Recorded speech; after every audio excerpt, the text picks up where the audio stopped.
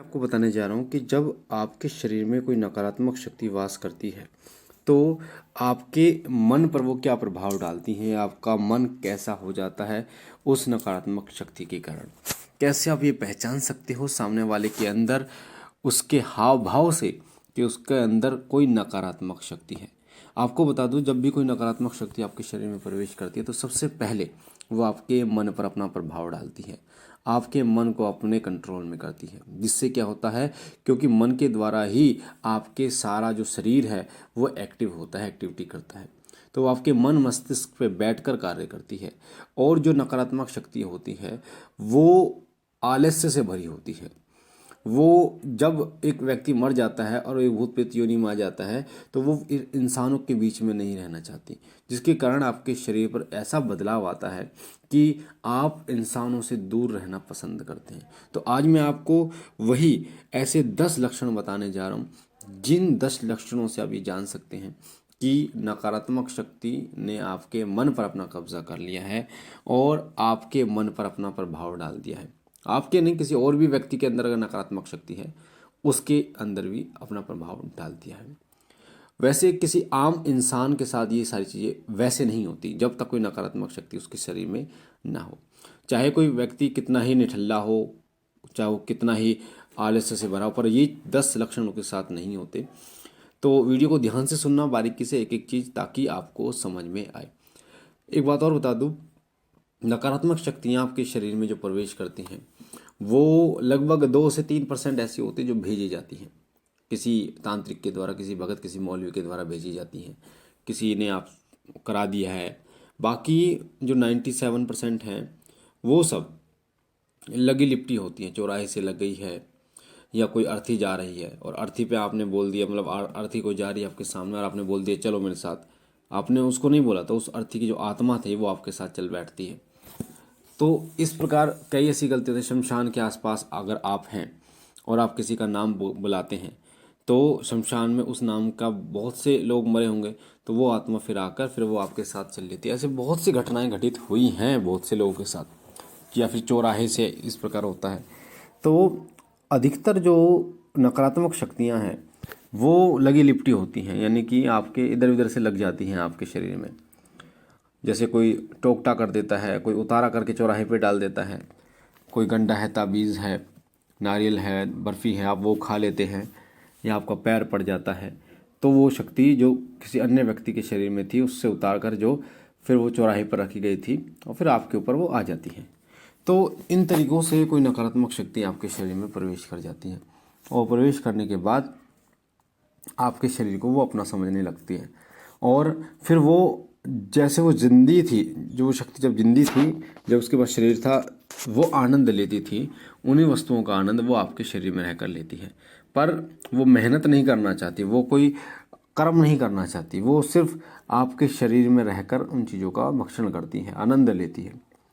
तो आइए शुरू करते कौन कौन से 10 लक्षण हैं। सबसे पहला लक्षण होता है, जिस व्यक्ति के शरीर में नकारात्मक शक्ति होती है, चाहे वो खेल रही हो या नहीं खेल रही हो, उसके शरीर में बाहर आ रही हो या नहीं आ रही हो, उसका नाखून काटने को, बाल काटने को बिल्कुल भी मन नहीं करता।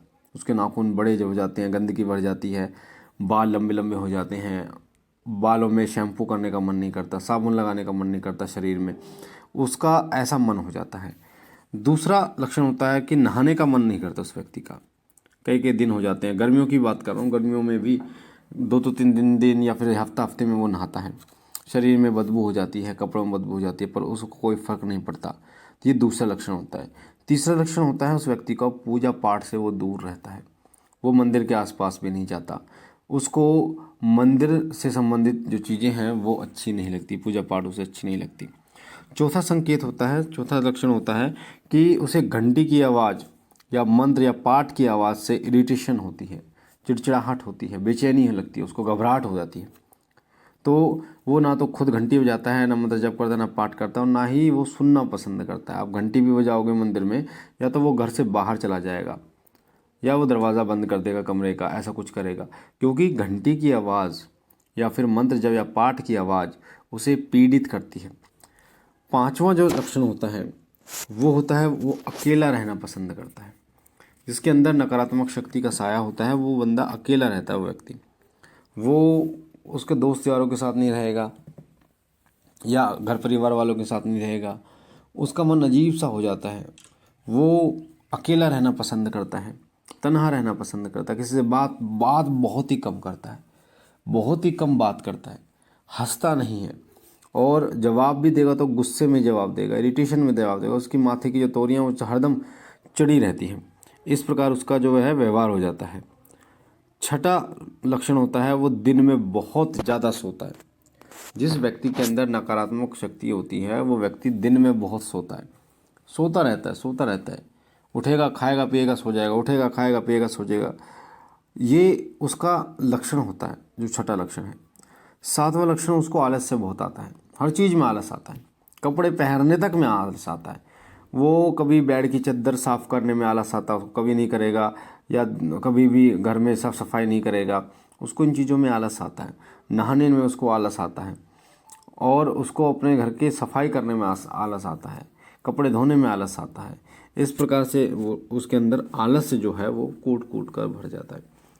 और जो सातवां लक्षण है, आठवां लक्षण है, वह काम करने को उसका मन नहीं करता। आठवां लक्षण काम करने को, खाएगा पिएगा और इधर उधर घूमेगा, काम नहीं करेगा। उसको किसी की चिंता नहीं होती, अपने बीवी की, अपने बच्चों की, अपनी माँ की, अपने पिताजी की, उस समय कोई चिंता नहीं होती। आप उससे बोलोगे कि तेरी मम्मी इतनी, या तेरी जो मम्मी है या फिर तेरे पापा हैं इतने बुजुर्ग हैं और वो काम कर रहे हैं, और तू जवान लड़का जो है वो घर बैठा है, तो उसका कोई ऐसा रिप्लाई होगा कि फिर मैं क्या करूँ, मेरा उसका मन ही नहीं करता काम करने को। उसको आप कितना ही टॉर्चर कर लो, उससे आप कितना ही बोल लो, पर उसका जवाब ऐसा ही रहेगा कि मुझे कोई फ़र्क नहीं पड़ता। तो ऐसे व्यक्ति के अंदर नकारात्मक शक्ति का साया होता है। नौवां संकेत होता है घर से बाहर ना निकलना, बिल्कुल भी घर से बाहर ही नहीं निकलता वो व्यक्ति। घर में रहेगा, छत पे चला जाएगा, घर पे ही रहेगा, घर से बाहर निकलने को मन उसका बिल्कुल भी नहीं करता। ऐसे व्यक्ति के अंदर नकारात्मक शक्ति होती है। और 10वां अंतिम लक्षण होता है वो होता है उस व्यक्ति के शरीर में जगह जगह दर्द रहता है।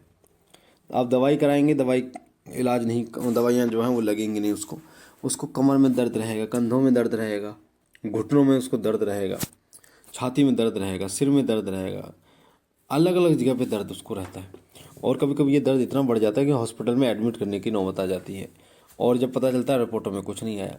तो ये सारे लक्षण जो मैंने आपको बताए हैं, ये 10 लक्षण, ये सब नकारात्मक शक्तियों के लक्षण होते हैं।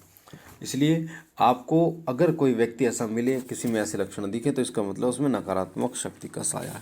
हम तो उस व्यक्ति को डांटते रहते हैं, उस व्यक्ति से बोलते रहते हैं, कई बार लड़ाई झगड़े हो जाते हैं, पर कहीं ना कहीं ये नकारात्मक शक्ति का ही एक साया होता है जो इन ऐसे कार्य करने पे उसे मजबूर कर देता है।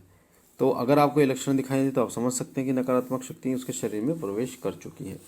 बाकी मुझे आशा है ये जानकारी आपको पसंद आई होगी। पहली बार शिव कृपा परिवार पर हैं तो चैनल को लाइक कीजिए, शेयर कीजिए, सब्सक्राइब कीजिए, शिव कृपा परिवार के साथ जुड़िए।